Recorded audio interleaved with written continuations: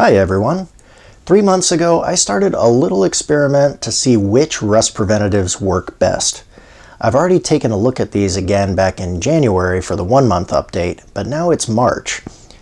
It's still a little bit chilly outside, but things are definitely starting to get warmer and wetter. That means that the rust inhibitors are going to be working overtime with all the condensation that's covering everything. Before we begin, let me give you a quick recap of how this little science project is working. I have 2 sets of identical mild steel samples. One set is being kept inside my unconditioned shop where they're at least protected from the rain and the snow. The other set has been unceremoniously left outside the shop where it's been exposed to everything Mother Nature can throw at it. These samples are bent into L shapes so I can test whether there's a performance difference to the sprays on vertical and horizontal surfaces. I'm testing 9 different sprays, along with a bare piece of steel that acts as a control.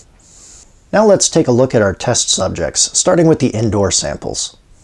Honestly, there is not much going on at all with any of these. The control sample, as far as I can tell, is still rust-free. The ones that went on with thick, waxy coatings, like the Cosmoline, the CRC, the Spray-On, and the Loctite, those have all dried up quite a bit, as have the LPS3 and the Bow Shield. They have started to collect quite a bit of dust, especially the ones that have remained tacky, such as the fluid film and the 2 WD-40 samples. Otherwise, they're all rust-free. Now let's head outside to see how those samples are holding up to the cold and damp here in the Prairie State. Spring is definitely knocking on the door here, and we've actually had a very mild winter. Not much snow, but a lot of rain, and tons of freeze-thaw cycles, and all the condensation that comes with it. That definitely shows with our control sample. There is a whole lot of powdery, loose rust on this piece, although no flaking or pitting that I can see. Comparing it side by side to the month 1 update, they look pretty similar. Most of the rust is concentrated on the horizontal surface, and on the vertical surface you can see the outlines of all the water droplets that have found their way onto it. The Cosmoline almost looks like bare metal now. It had faded a bit by the month 1 update, but now there's only the faintest hint of the film left on it. You can still see traces of it because of all the bubbles left over from the spray, and those are much more apparent on the vertical side of the sample. I can't say for sure, but my guess is the film is slowly being weathered away. That said, there isn't any rust on it beside a little bit forming on the cut edge of the sample, and that's a spot that probably didn't get sprayed to begin with.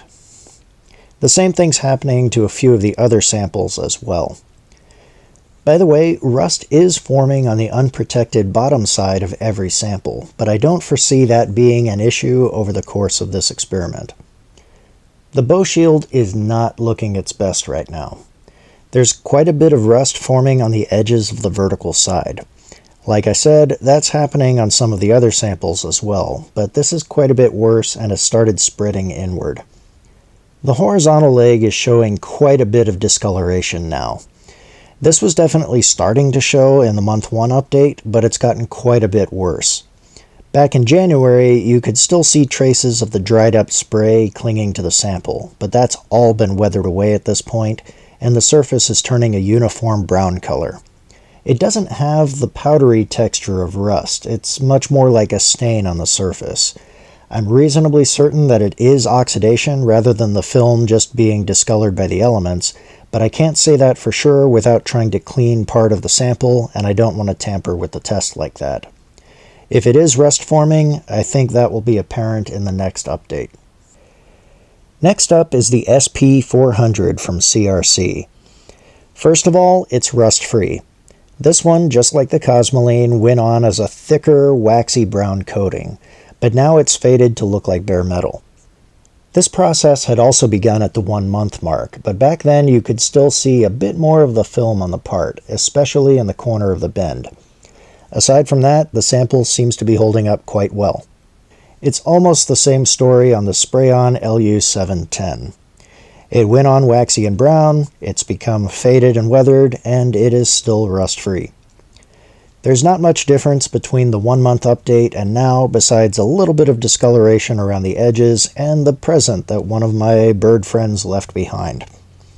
You can still see the film hanging around in the corner, just like before. Otherwise, nothing to report.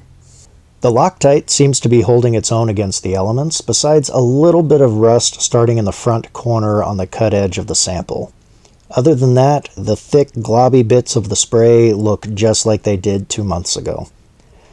I commented back then that it had started to dry out a bit and crack, but it really doesn't seem like it's gotten any worse.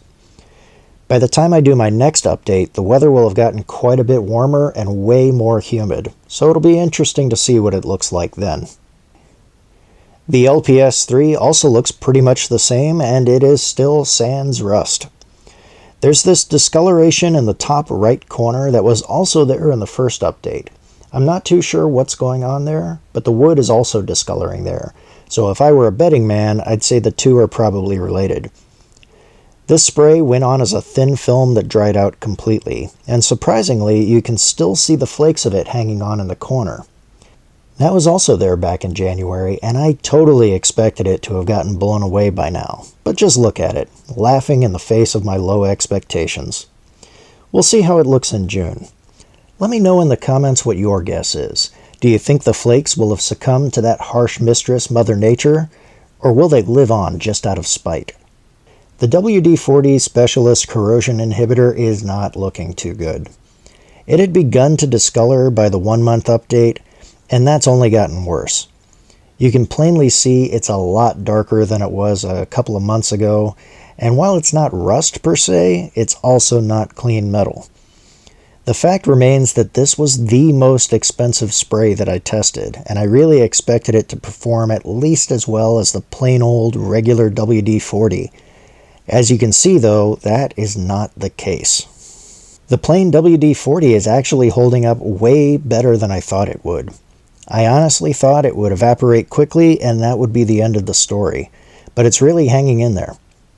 The horizontal leg does have some discoloration that I initially thought was dust from the neighboring field, but comparing it to the month 1 update, the spots appear to be in the same locations as they were back then, so I think it is a bit of oxidation. Still, it's not doing half bad, especially compared to some of the more expensive sprays. Lastly, we have the fluid film. This one is also holding up pretty well. The film is still a little bit tacky even after spending 3 months outside, although it is noticeably less tacky out here than it is in the indoor samples.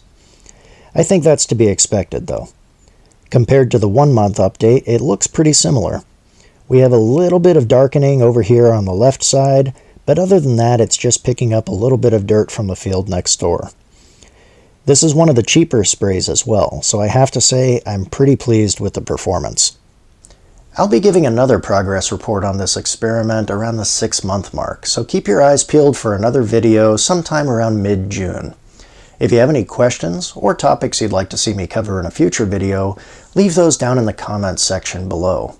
While you're down there, hit that like and subscribe button if you think I've earned it, and please consider supporting the channel over on Patreon like the fantastic people that you see on your screen right now. You may also want to check out these other videos.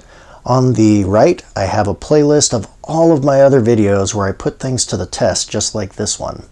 On the top left, I have my most recent video, and on the bottom left, I have a video that YouTube thinks you'll enjoy just as much as this one. Thanks for watching. I'll see you next time.